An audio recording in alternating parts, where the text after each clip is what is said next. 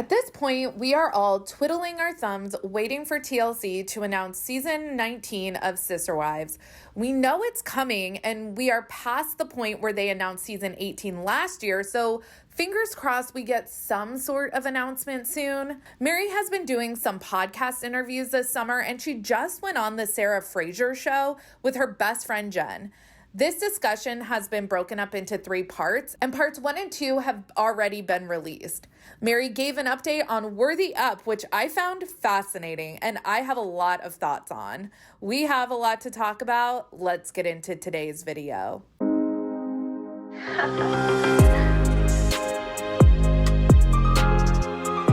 Hey everyone, what's up? It's Sarah and welcome back to my channel. This video is going to be voiceover commentary. So during her talk with Sarah Fraser, Meri cites Mel Robbins as a self-help inspiration. I was not familiar with Mel Robbins before, but am I hallucinating or does this lady look an awful lot like Christine? I don't know. You guys will have to let me know down in the comments.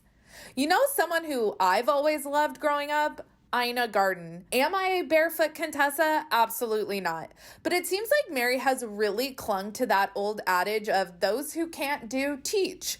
I actually think Meri could be really successful in the self-help market, but she has to be a whole lot more transparent with her followers. She still guards so many of her family's secrets for the sake of keeping the show going.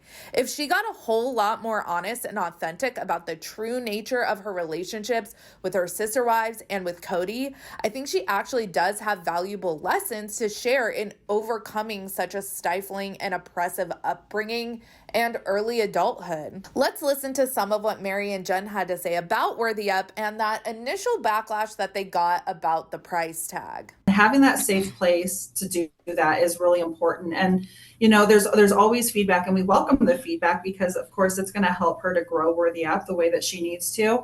And that paywall was an important part of it because allowing just anybody in, as you know, to any kind of a group, right? If there's not something that they're having to put into it in order to have access, you're going to get steamrolled by all the garbage. You're going to have people in there who are intentionally trying to take advantage of somebody or who are trying to hurt people, because that's the society that we live in. And this is a safe place for them to be able to talk. That group is private. There's no one who can see that except for the people who have decided that it's important enough for them to build and to grow. And so they make that next step. And so we've tried to make sure that we have different levels so that no matter what their financial situation, they can be involved. Yeah, because you even have, and we're continuing to grow that. Yeah.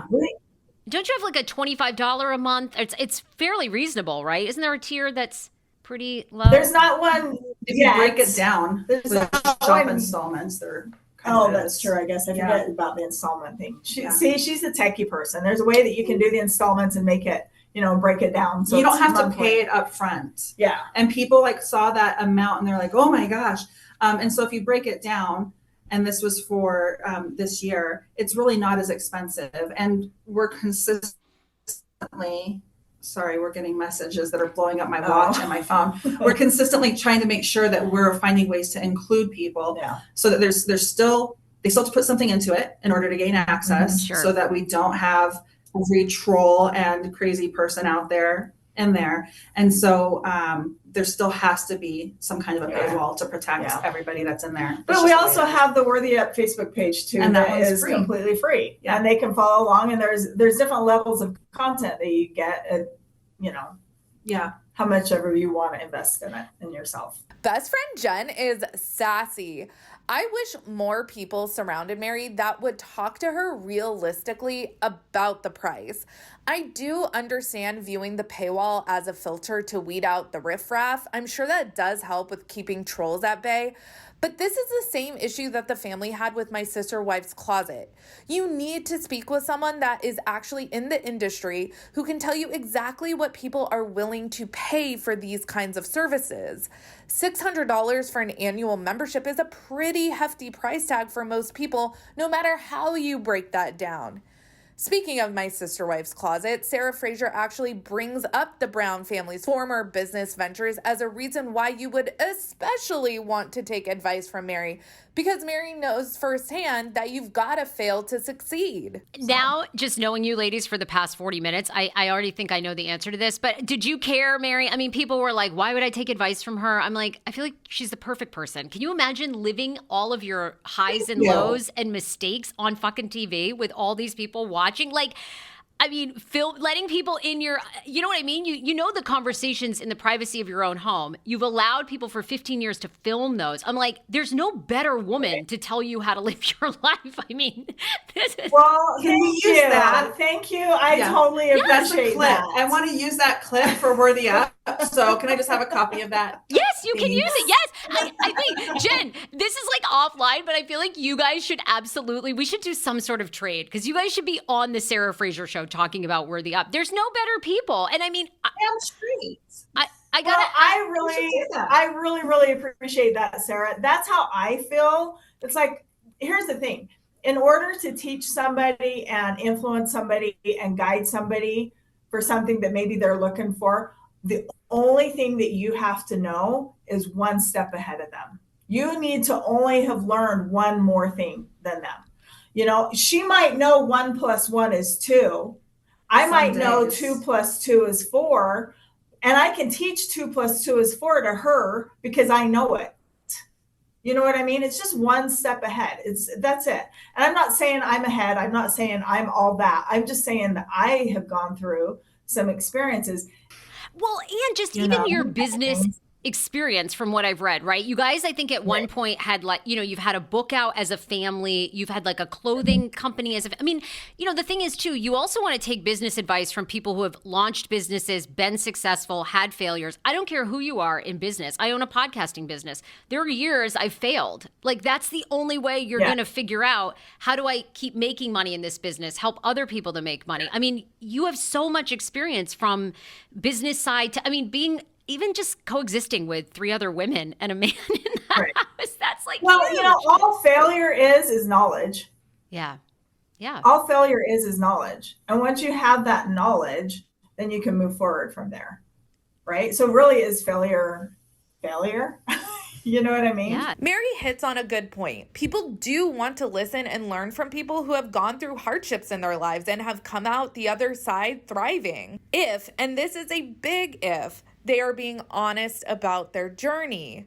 Forget referencing My Sister Wife's Closet. I don't think referencing a colossal business failure about how you sacrificed your family's financial security for one person's pipe dream is a really good angle to go with for the self-help business. If I were Meri, and this is probably a controversial take, I'd focus on my success in the MLM industry. Meri rose to the top of LuLaRoe.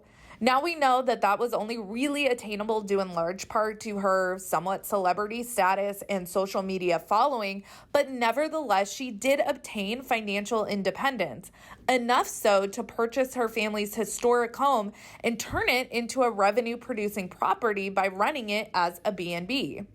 So if you want people to pay you to tell them how to live, focus on your successes, girlfriend. As we get closer and closer to season 19, I really don't know what is stopping the OG3 and their kids from just spilling all the tea. I kind of have a bad feeling that there may be something really sinister lurking beneath the surface. So the family, even in all their fractured dysfunction, seems to have a vested interest in harboring at least some of these secrets, even after the family has completely broken apart. We've seen some of the kids start to speak out and then they quickly get reined in, like Peyton.